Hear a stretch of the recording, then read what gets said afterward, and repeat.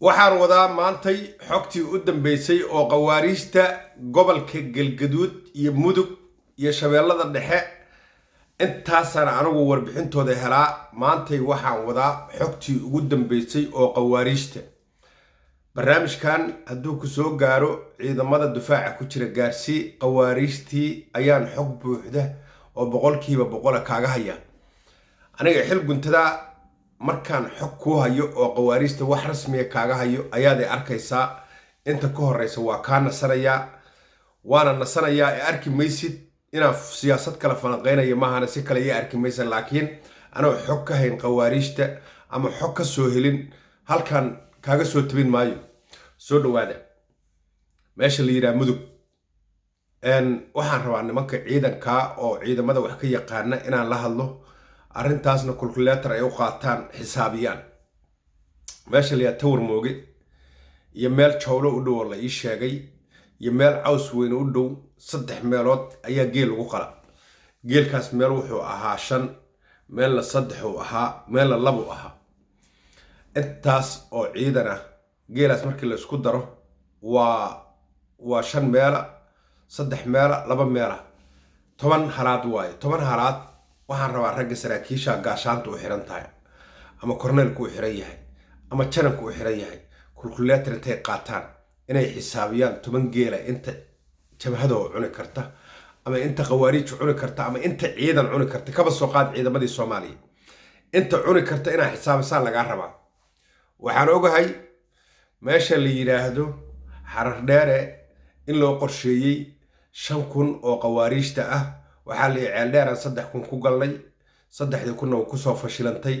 Xarar Dheerana waa ka awood badan tahay, aan ku galna 5,000 oo ciidan marka koobaad. taasaan ogsoonahay inay ag joogaan. ogahay meesha lagu qalay 3 geel ah iyo meesha lagu qalay 2 geel ah waa aaga Xarar Dheere.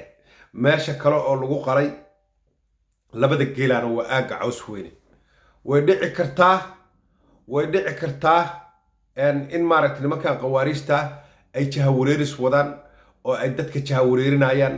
laakiin warka boqolkiiba boqol oo xil guntada ku wada ayaa waxay tahay in qawaariijtii ay u diyaar garowda dagaal, in qawaariijtii maaragtay loo qaybinayo maradii gaduudaneed wajiga lagu xiranayay, in qawaariijtii loo qasayo caanihii kaniiniga tramadolka lagu dari jiray. xogtii ugu dambeysay oo la isoo siiyay maanta iyo xalay waxaa la ii sheegay asbuucan hadda aan ku jirno oo maantay Khamiista, Jimcaha, Sabtida, Axadda inay meel ku dhufan doonaan. inta Isniinta la gaarin inay meel u socdaan oo ku dhufan doonaan. xogtii u dambeysay kaaga wadaa. waxaan rabaa marka ciidamada aagaas ku sugan Ceel Dheer iyo Xarar Dheere waa 2 meelood ay rabaan inay dib u qabsadaan oo ay dhaheen annagoo 2 meelood dib u qabsana meel kale aadi mayno oo jahaysan mayno. ragga halkaas jooga waxaan rabaa inay attention-kooda dheeraado, inay iska difaacaan nimanka daba dhalafyada ah ilaahay ka dheeraaday dadka naga ku soo duulay raba inay maaragtay birmigeedadanada gumayso dul keenaan iyo dadan meesha u dhalan oo orom iyo balaayo aan la aqoon ay keenaan. waxaan waa siyaasad way socotaa, laakiin siyaasadda iska dhicinteeda iyo xeeladaheeda iyo dagaalkeeda leedahay. ciidamada meesha jooga waxaa laga rabaa inay maaragtay nimankaas u diyaar garoobaan, fashiliyaan. anigu waxaan ku fashilinayaa afkaygaan ku fashilinayaa in lagu soo socdo haddaan sheegay. asagana wuu ogaaday in laga warqabo, wuxuu ogsoon yahay in laga diyaar garoobayo, ciidankuna ay ogyihiin oo ogyahay. sidaas awgeed qawaariijta in laga diyaar garoobo ayaa soo jeedinaya. qodobkayga labaad waxaa xanahoo socoto suuqa ku jirta Xasan Sheekh Maxamuud inuu bedelayo ra'iisul wasaaraha dowladda federaalka ah ee Soomaaliya. yuu ku bedelayaa?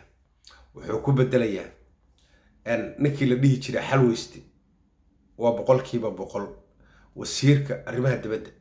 wuxuu loo wadaa la yiri ninkan la yiraahdo Sheekh Shariif Sakiin. waa sida xantaa suuqas ku jirta.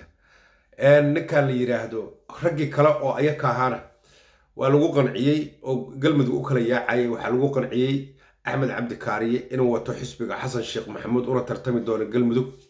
ayuu Xasan Sheekh Maxamuud ku qanciyay. waa sida xantii ugu dambeysay oo filada Soomaaliya ka helay. raggaas ayakaana ninkii mahada nisadiisu iska sii joogi doonaa markuu qancay. isaga Xasan Ways dhowr habeen iska laalaadeen wuuna yeelay warkiisii. نسونا سيجوغا يا هالليرة كوي كلنا وحالير نكي كأمر ديدا أنا حصل نكي إيجا أمر ديدا أسقى بابورك إسكودا يا وحان مقلي هل يلبنن إني ديدا أو دهنا أنكوا ترتبينا أدو كرسي أكو فرديد أما كولا ترتبينا قلم ذو كهذا سحرق قارنين دهنا الله يشيء أو يرى أنك بابورك إسكودا tartan aan gali doonaa hadhow yaan ciloobin oo aan hadhow kala dhiman markii la inka badiyo in ku tunto anuu xasan aan ahay waxay siyaasadeeda la imaanaya meesha ninkan watana waa wataa markaan boodka in kula tunto hadhow gafoorka ii taaginina in ballantaas la kala qaatay oo meesha fadhigii ugu dambeeyay lagu kala kacay ayaa soo xaqiijiyay ninka qorqor la yiraahdana hambalyo xalad hore u sii diray waxaan ar hambalyo 5 sano oo soo socotay galmudug ninka maamuli doona waa qorqor حقيقة دبتها مركا أنه إلهنا كعب صنو قلمدو نن قدامه قرقور ما هينو وحق عنده كوهيا وكل شراء اسمه الدكتة وينات وحق عنده كل شراء لاميد اللي دساي وحق عنده كل شراء لمان أجاب بيدي يو إيشج يو ماتيريال كي يوحول بولو قلت لقلي قبل كأنه كل اسمه أيوة عنده كوهيا هذا كدبنا نن عصب كوريج مايسو نول بوح هيو لا عرّي لكن قرقور لقلا ما عرّي كرو وحيو دن او اوغيا ماشي كلا يالان يا ماشي ka socdaan maanta dawlad dhisan oo maanta dhisan oo galmudug oo la yaqaano maamul goboleed xoog leh awood leh oo maamul goboleedyada dhama ka hormaray ayaa meeshaas ka dhisan ninkii horumarka gaarsiiyay ha loo daayay aan anigu fikirkayga ku soo jeedinaya ama aan jeclaado ama aan necbaado siyaasaddu mufamaahan labada dhalatay iyo wiil iyo aabihiisay kala leexisaa noolba meel ka soo qaraabtaa gurigana waa ku soo wada hoydaan أنا قرقر نكال يراهدو هذا كل شيء جيا أنت نور هاي ونفتي وجرتو أو أنا جو أنو حصانيو قرقر قرب كيسار هانا يا حتو حتى سياسة كدقو نكهر ماريا ما هي ده كيس بدلنا ما هذا إيدي سلامية